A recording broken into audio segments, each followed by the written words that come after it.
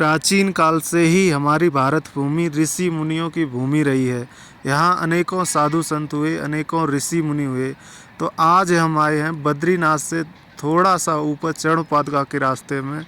तो यहाँ दिव्य अनुभूति हो रही है, क्योंकि ये भूमि तपस्थली है, साधु संतों की पसंदीदा स्थली है।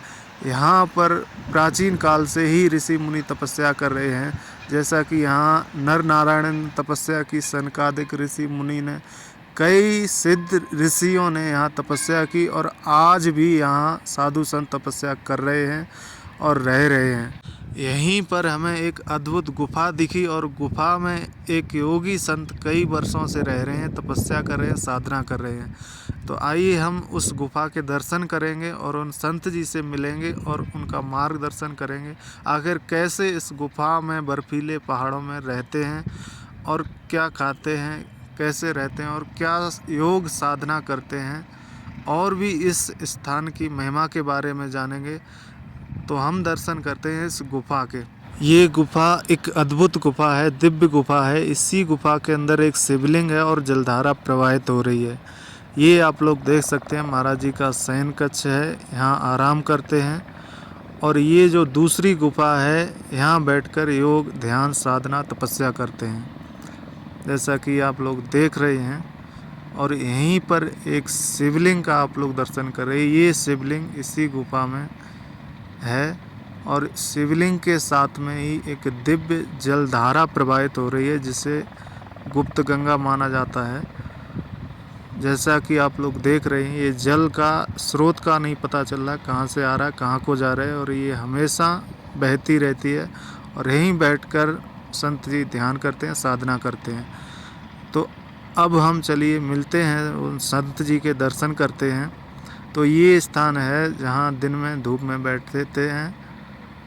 तो ये देख रहे हैं आप लोग, दर्शन करें, महाराज जी यहाँ बैठे हैं। तो आइए इनसे मिलते हैं और इनका मार्गदर्शन करते हैं। ओम नमो नारायण। ओम नमो नारायण। तो महाराज जी, आप इस गुफा में रहते हुए आपको कितना समय हो गया? मेरे को ये गुफा में रहते हुए करीब लगभग 10-12 साल हो गया होगा। परंतु बद्रीनाथ में मेरे को रहते हुए कम से कम 24-25 साल हो गया लगातार। अनेकों गुफाओं में मैं निवास किया हूँ। पहाड़ के जो ऊपर में ऊंचाई में भी बहुत सारे गुफाएं, उन गुफाओं में भी निवास किया हूँ। पानी का असुविधा के कारण अभी मैं इस गुफा में निवास कर रहा हूँ। यहाँ पानी है और आने जाने के लिए मार्ग भी है ना। तो इसीलिए जो है पानी की सुविधा के कारण अभी यहाँ इस गुफा में हूँ, क्योंकि अंदर से पानी निकल रहा है। यहाँ प्राकृतिक पानी है, स्वयं ही जमीन के अंदर ही अंदर बह रहा है। ये किसी ने प्रकट नहीं किया, ये प्राकृतिक है, कुदरती है। जमीन के अंदर ही अंदर बहता है ये। और अंदर जाने पर सुरंग के अंदर में गहरा सुरंग है, उसके नीचे में, फर्श के नीचे में एक गड्ढा सा है। तो उसके अंदर से पानी जो है स्वयं निकल रही है और अंदर ही अंदर प्रवाहित हो रही है, और वो नीचे ही नीचे बहती है उसको। इसलिए धारा को कोई स्रोत नहीं मिल रहा है। कहाँ से आ रही है? ओ, पहाड़ से आ रही, नारायण पर्वत से आ रही है वो। जमीन के अंदर, पर्वत के अंदर से, मुहाने से आ रही है, अंदर ही अंदर से वो। अब ये नहीं पता कहाँ से आ रही, वो आ रही है अंदर से, पहाड़ के अंदर से आ रही। यही तो परमात्मा का जो है चमत्कार है। जी जी, हाँ। तो इस क्षेत्र में हम देख रहे हैं कि कहीं भी रहने खाने का मार्केट नहीं है। आखिरकार आप इस जंगल में, इस पर्वतीय इलाके में क्या खाते हैं, कैसे रहते हैं, कैसा रहन सहन है? खाने के लिए तो खेल थोड़ा बहुत जो है दुकान से हम लोग खरीद के राशन पानी ले आते हैं नीचे से। और खाने के लिए हम यही खाते हैं जो सब लोग खाते हैं। हम लोग जो है कोई तामसिक चीज़ नहीं खाते हैं, सादा सात्विक चीज़ खाते हैं, है नहीं। और जो है हमारा शास्त्र के अनुसार जो योगियों को जैसे भोजन करना चाहिए, जिस प्रकार से आहार ग्रहण करना चाहिए, उसी प्रकार से ग्रहण करते हैं। शास्त्र में कहा गया है कि पेट को 4 भाग कर लो। एक भाग अन्न से भर लो, दूसरे भाग साग सब्जी से भर लो, और तीसरे भाग को जल से भर लो, और चौथे भाग को वायु के श्वास के लिए, आने जाने के लिए खाली छोड़ो। तो इस प्रकार से बोले योगी को आहार ग्रहण करना चाहिए, तब जाकर के साधना में वो सफलता हासिल कर सकता है, ध्यान समाधि में जो है वो जा सकता है। नहीं तो अगर आहार ज़्यादा करेगा तो भी योग सिद्ध नहीं होगा, अगर आहार बिल्कुल छोड़ देगा या कम करेगा तो भी योग सिद्ध नहीं होगा। इसीलिए भगवान ने गीता में कहा है, यथा योग्य आहार विहार, और यथा योग्य जो कर्म में जो है व्रतता है, कर्म करता है, तो उसी को जो है योग की सिद्धि होती है। इसी प्रकार से हम जो आहार करते हैं, ऐसा नहीं कि आहार नहीं करते, मतलब जो सात्विक आहार करते हैं। और आहार शुद्धि, सत्व शुद्धि, ध्रुव स्मृति, आहार की शुद्धि से ही मन की शुद्धि होगी। जब तक आप शुद्ध आहार ग्रहण नहीं करेंगे तब तक आपका मन शुद्ध नहीं होगा। जब तक मन अंतःकरण की शुद्धि नहीं होगी तब तक आपको जो है आप समाधि में ध्यान में नहीं जा सकते हैं, ध्यान समाधि में नहीं जा सकते हैं। इसीलिए आहार पर विशेष ध्यान देना चाहिए। और आहार का मतलब होता है, बहुत प्रकार के आहार होते हैं। हम जो दृश्य देख रहे हैं, आँखों के द्वारा जो है रूप को ग्रहण कर रहे हैं, वो भी आहार होता है। कान से सुन रहे हैं, वो भी आहार होता है। वाणी से जो हम बोल रहे हैं, वो भी आहार होता है नहीं। ये सब इंद्रियों से जो चीज़ हम ग्रहण कर रहे हैं, वो सब आहार होता है। और ये सारे जब आहार शुद्ध होंगे तो मन शुद्ध होगा, तो हमारे विचारें शुद्ध होगी। जब तक विचारे और मन का जो है मलिनता, जो अंतःकरण की जो है मलिनता जो है, अनंत जन्मों के जो हमारे अंतःकरण में जो है पाप पुण्य के जो संस्कार हैं, जब तक जो है ये नहीं जाएगी, ये नहीं मिटेगी, तब तक हम जो है योग की प्राप्ति नहीं कर सकते। हम जो है उस समाधि अवस्था में नहीं जा सकते। इसलिए मनुष्य को हमेशा शुद्ध सात्विक आहार ग्रहण करना चाहिए, तामसिक आहार का त्याग करना चाहिए। बिल्कुल, जैसा कहा गया है, जैसा अन्न वैसा मन। जैसा अन्न वैसे मन है नहीं। जैसे पिएगा पानी वैसी होगी वाणी, और जैसे खाएगा अन्न वैसे होगा उसका मन। तो इसलिए हमेशा जो है शुद्ध और सात्विक भोजन ग्रहण करना चाहिए। बिल्कुल, जैसा कि महाराज जी ने बताया है कि साधना में अन्न का, हमारे आहार का बहुत महत्व रहता है। तो महाराज जी, अब हम जानना चाहते हैं कि इस इलाके का, इस दिव्य स्थान का क्या महत्व है। यहाँ पर कई पूर्व काल से ही ऋषि मुनियों ने तपस्या की है। सनकादिक ऋषि हो गए, नर नारायण हो गए, इन्होंने हजारों वर्ष पहले तपस्या की है। तो इसका क्या महत्व है? इसका महत्व शास्त्रों में जो है विशेष महत्व बताया शास्त्रों में कि इस भूमि में अगर एक दिन भी सच्चे मन से अगर शास्त्रों को नियम और शास्त्रों के मर्यादा में रहते हुए साधना करता है, शास्त्रों को आज्ञा को जो है मान करके, शास्त्रों का आज्ञा का जो उल्लंघन नहीं करता है, जो शास्त्रों ने जो विधि और निषेध जो बता रखा है, जो विधि बता रखा है उस विधि के अनुसार ही जो है साधना करता है और जो है शास्त्र सम्मत साधना करता है, तो उसको जो है 10,000 वर्ष की पुण्य की प्राप्ति होती। एक दिन साधना करने से इस भूमि में, इसको भू वैकुंठ कहते शास्त्रों में। इसका नाम, बहुत सारे नाम है इसके। बद्री का आश्रम, बद्रीनाथ धाम, बद्री विशाल, विशालापुरी, श्वेतद्वीप, बहुत सारे इसके नाम हैं। तो महाराज जी, अब हम जानना चाहते हैं कि आप यहाँ रहकर कौन सी योग क्रियाएं, साधनाएं करते हैं जिससे आपका शरीर यहाँ ढल गया। जैसा कि हम देख रहे हैं माइनस में अभी टेम्परेचर हो जाता है। आम लोगों के लिए सांस लेने में भी दिक्कत होती है, और ध्यान साधना के लिए आपने इस गुफा को ही क्यों चुना? यहाँ जो हम जो रहते हैं कि भक्ति योग और ज्ञान योग, कर्म योग और राजयोग, संपूर्ण योग को लेकर के ही साधना करते हैं। किसी एक योग को लेकर नहीं करते हैं। कर्म योग सबसे पहले, उसके बाद में जो है कर्म के बाद में उपासना भी एक योगी है जिसको भक्ति योग कहते हैं। कर्म योग, भक्ति योग, ज्ञान योग, समझे ना। तो शास्त्रों का जो है पठन पाठन, चिंतन मनन, निधिध्यासन, ये भी एक योग है, ज्ञान योग के अंतर्गत है। और मन को स्थिर करने के लिए, मन को एकाग्र करने के लिए, मन को शांत करने के लिए, विचार शून्य करने के लिए भी हम राजयोग के भी सहारा, हठ योग के भी सहारा लेते हैं। और ज़रूरी भी है, क्योंकि भगवान शंकर जी जो है महाज्ञानी है। भगवान शंकर जी में सारा ज्ञान सन्निहित है। और भगवान शंकर के समान ज्ञानी संसार में कोई भी नहीं, स्वयं परमात्मा, स्वयं ईश्वर है। तो ब्रह्मज्ञानी होते हुए भी समाधि में जाते हमेशा। ध्यान योग का साधना करते, ध्यान योग का समाधि में हमेशा लीन रहते हैं ध्यान के द्वारा। तो इसीलिए संपूर्ण योग को लेकर के ही चलना चाहिए। और उन योगों के साथ में योगी को श्वास को रोक करके, प्राण को वश में करके ध्यान समाधि में भी जाने का प्रयास करना चाहिए। समाधि में जाने का, विचार शून्य होने का। जब तक आप विचार शून्य नहीं होंगे, निर्विचार अवस्था में नहीं पहुंचेंगे, तब तक आप स्वयं को नहीं जान पाएंगे। शास्त्रों का जो है चिंतन मनन निध्यासन भी करना है साथ में। जब आप ध्यान से उठ जाएं तो आपको शास्त्रों का श्रवण, चिंतन, मनन, निध्यासन करना है। अब शास्त्रों से आप जो है पठन पाठन के बाद थोड़ा सा उब जाएं तो आपको ध्यान करना है, समझो ना, ध्यान करना है। ध्यान से पहले भगवान का मंत्र जपना है। और जो है सगर्व ध्यान और निर्गर्भ ध्यान भी बोलते हैं उसको शास्त्रों में, सगुण ध्यान और निर्गुण ध्यान। तो ध्यान कई प्रकार के होते हैं, और जो हठयोगी होते हैं वो हठयोग के माध्यम से साधना को आगे बढ़ाते हैं, और आगे जा कर के वो कि जो है वो निर्गुण का ध्यान करने लगते हैं। सगुण का जब ध्यान अच्छी प्रकार से होने लग जाता है तो वो जो है सगुण से फिर उनका प्रवेश निर्गुण में हो जाता है। तो हम यहाँ जो रहते हैं वो ध्यान साधना के लिए रहते हैं, और ऐसे में अनन्य भक्त भाव से शिव जी का ही भक्त हूँ, महादेव का ही भक्त हूँ, बचपन से ही, छोटे उम्र से ही, कम अवस्था से ही। परंतु मैं जो यहाँ जो निवास करता हूँ विशेष करके ध्यान साधना के लिए ही इस बद्री का आश्रम को मैंने चुना और इन गुफा कंदराओं को चुना। नहीं तो रहने के लिए बहुत सारे स्थान थे, बहुत सारे जगह थे, है नहीं। हरियाणा में बहुत बड़ा स्थान मिला था मेरे को, और 2 साल मैं वहाँ निवास भी किया था उस स्थान में, और करोड़ों का स्थान बन भी गया मेरे रहने से, 2-3 करोड़ का स्थान बन गया।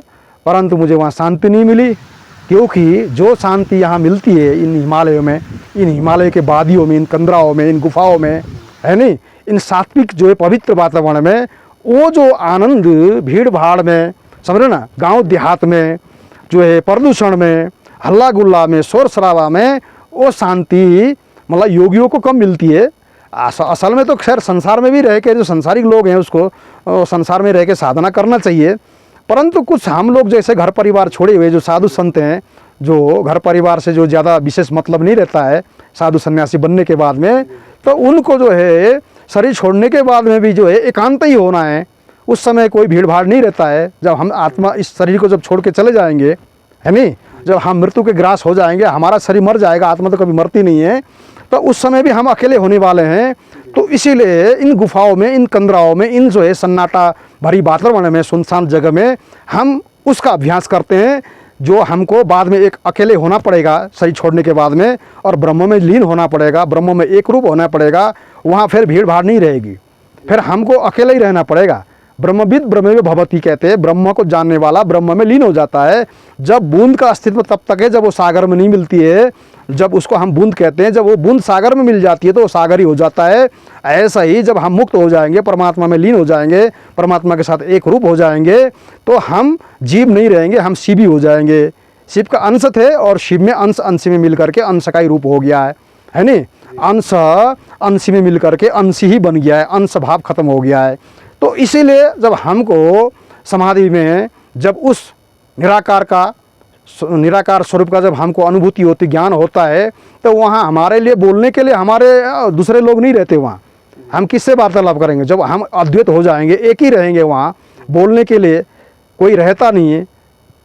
एको ब्रह्म द्वितीयो नास्ति बोलते हैं ना वेदों में, एक ही ब्रह्म था, दूसरा कुछ नहीं था। और उसको जब प्राप्त हो जाएगा, ब्रह्मलीन हो जाएगा, तो वो एक ही रहेगा, अकेला ही रहेगा।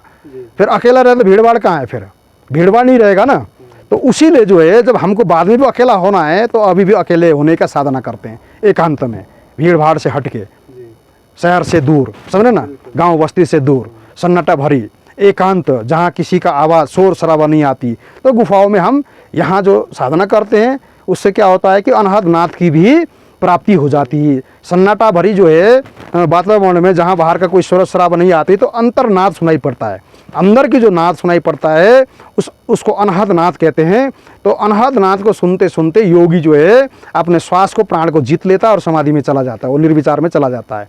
इसीलिए बड़े बड़े महापुरुषों ने नाद की साधना करने के लिए बोले एकांत जो है गुफा कंदराओं को उनने पहले पसंद किए थे। उन गुफा कंदराओं में जो है उन महापुरुष निवास किए थे, और वहीं निवास करके उन महापुरुषों ने अनहद नाद को प्रकट किया और जागृत किया। उस नाद के द्वारा वे समाधि में गए, और समाधि में जाने के बाद वो निर्विचार अवस्था में उनको ईश्वर का मतलब परमात्मा का साक्षात्कार हुआ। स्वयं को परमात्मा से अभेद उनने पाया, अपने को, परमात्मा से मैं भिन्न नहीं हूँ, परमात्मा से मैं अलग नहीं हूँ, परमात्मा ही हूँ। तो महाराज जी, अब हम जानना चाहते हैं कि इसी बद्रिका आश्रम में कई सिद्ध योगी संत रह रहे हैं, हजारों वर्ष से अदृश्य रूप से इसी हिमालय में साधना कर रहे हैं, तपस्या कर रहे हैं। क्या कभी उन संतों का आपको दर्शन हुआ, अनुभूति हुई है? ऋषि मुनि के जो है, जो हमारा जैसे जो साधक लोग होते हैं, तो उन साधक को अगर जो साधना अच्छी प्रकार से जो करता है, सच्चे मन से करता है, आडंबर नहीं करता, ढोंग नहीं करता, पाखंड नहीं करता है ना, झूठ नहीं बोलता, छल कपट नहीं करता है, तो सच्चा जो साधक होता है ना, को सच्चा साधक को अवश्य ही उन ऋषि मुनियों का जो है आने जाने का यहाँ प्रतीति होती है, आभास होता है, प्रत्यक्ष ही उनका आभास होता है, प्रत्यक्ष में अनुभूति होती है, समझे। अब ये बहुत सारी चीज़ें हैं, एकदम ओपन करने वाली चीज़ें नहीं होती है, बहुत सारी चीज़ें जो है गोपनीय होती है, गुप्त रखना चाहिए, सार्वजनिक नहीं करना चाहिए, इसलिए होती है। यहाँ जो है बड़े बड़े सिद्ध, बड़े बड़े ऋषि मुनि है नहीं। अब ये जो बद्री का आश्रम इसको कहते हैं, अब यहाँ संत कुमार भी निवास करते हैं, सनकादि ऋषि जिसको कहते हैं, और यहाँ नारद ऋषि निवास करते हैं, यहाँ वेद व्यास जी निवास करते हैं, यहाँ मार्कंड निवास करते हैं, और अवार्चिन सिद्ध लोग हैं जो है इसी कलिकाल के जो सिद्ध लोग हैं वो भी निवास करते हैं, जैसे सुंदरनाथ जी महाराज हुए, सुंदरनाथ बाबा हुए, और बहुत सारे लोग जो है बहुत महातर बाबा के बहुत नाम लेते हैं।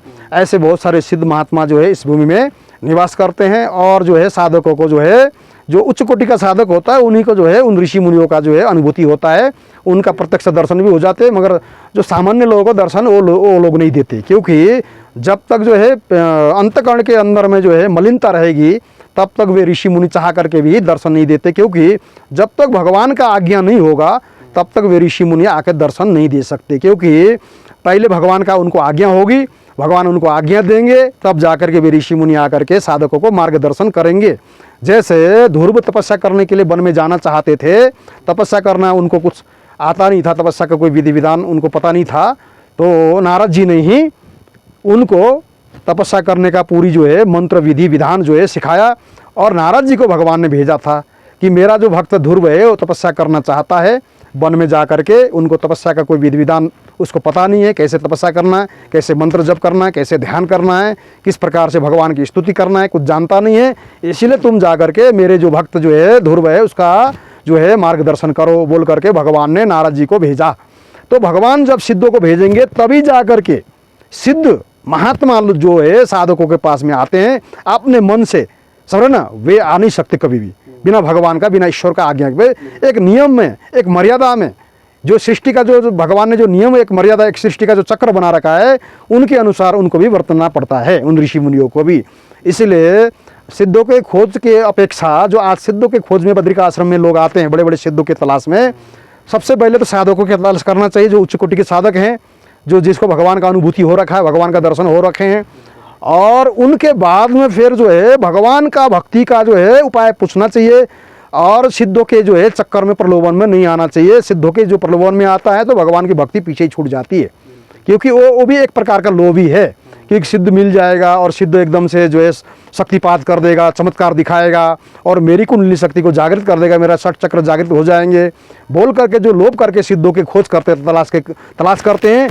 और जो गुफा कंदराओं में जो निवास करने वाले जो सच्चे साधक हैं उन साधकों के जो है अनादर करते हैं, उन साधकों के पास नहीं जाते, ज्ञान ध्यान के चर्चा नहीं करते, भगवत चर्चा नहीं करते, तो उनको कुछ मिलने वाला नहीं है। क्योंकि वो सिद्ध तो जानते हैं ना पीछे हैं कि ये जो सामान्य हमारे जो भक्त लोग हैं, जो साधु संत हैं, जो हम भी पहले उन्हीं की तरह थे, साधना करके हम सिद्ध हुए, तो उनका जब ये लोग अनादर कर रहे हैं, उनका आदर नहीं कर रहे, उनका सत्कार नहीं कर रहे, उनके पास जा नहीं रहे, उनसे ज्ञान नहीं ले रहे हैं, तो हम क्यों मिलेंगे इसको, इन लोगों को।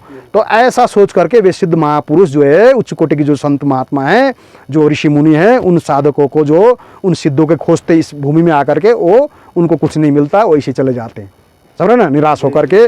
क्योंकि जो साधक लोग हैं उनके पास बिल्कुल ही नहीं जाते, जाना चाहिए साधकों के पास में, और साधकों के पास सत्संग करना चाहिए, तभी उसके बारे में पता चलता है वो साधकों के विषय में, तभी वो उत्साहवर्धन होता है, भगवान के मार्ग में चलने का उसको मार्ग मिलती है। ऐसा भी बताया जाता है कि 6 महीने जब यहाँ के बद्रीनाथ के पट बंद रहते हैं तो यहाँ देवता लोग पूजा करते हैं बद्रीनाथ की। कुछ साधु संत पट बंद होने के बाद भी यहाँ रहते हैं, तो क्या ये सच है कि देवता लोग पूजा नहीं? हाँ, साधु देवता लोग का ऐसा शास्त्र में विधान है आदि अनादिकाल से कि 6 महीना मनुष्य पूजा करते हैं और 6 महीना जो है यहाँ देवता पूजा करते हैं, और 6 महीना देवताओं के जो ऋषि नारद जी पूजा करते हैं, देव ऋषि नारद, और 6 महीना रावल पूजा करते हैं, जो लंबोदरी ब्राह्मण होते हैं, केरल प्रांत के होते हैं।